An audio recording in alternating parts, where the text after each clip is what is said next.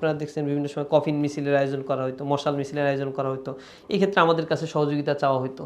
বিশ্ববিদ্যালয়ের পক্ষে তো এগুলো ম্যানেজ করা খুব কঠিন ছিল, বিশ্ববিদ্যালয় হল বন্ধ হয়ে গেছে, ইন্টারনেট নাই, কিন্তু কর্মসূচি তারা দিচ্ছে বিভিন্ন জায়গা থেকে। এগুলো বাস্তবায়ন রুট লেভেল পর্যন্ত ম্যাটেরিয়াল সাপোর্টগুলো সবগুলোই কীভাবে হবে এগুলো আমরা ডিসেন্ট্রালাইজ করে করে কাজগুলো ভাগ ভাগ করে করে দিতাম। 16 তারিখ আমাদের সিদ্ধান্ত হলো যে ছাত্র শিবিরের নামে একটা প্রোগ্রাম করা দরকার, মিছিল করা দরকার।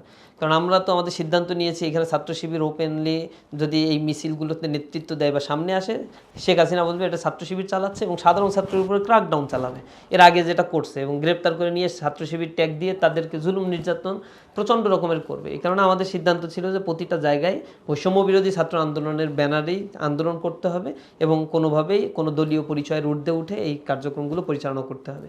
এরপরেও আমাদের শুভাকাঙ্ক্ষীরা বিভিন্নভাবে আমাদের যখন মেসেজ দিচ্ছিল, আমাদের কাছে মনে হচ্ছিল যে একটা মিছিল আমাদের পক্ষ থেকে করে ডাইরেক্ট ঘোষণা আমরা দেই আন্দোলনের পক্ষে। তখন মতিঝিলে আমাদের 12টায় সিদ্ধান্ত হলো 12টায় মিছিল হবে।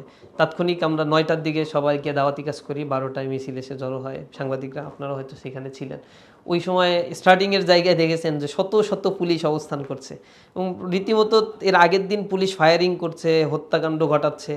এই সময়ে হঠাৎ করে ওইখানে মানে পুলিশ অবস্থান করছে একটু সামনে থেকেই মূলত আমরা মিছিল শুরু করি এবং ইত্তেফাকের মোড় পর্যন্ত মিছিল করি।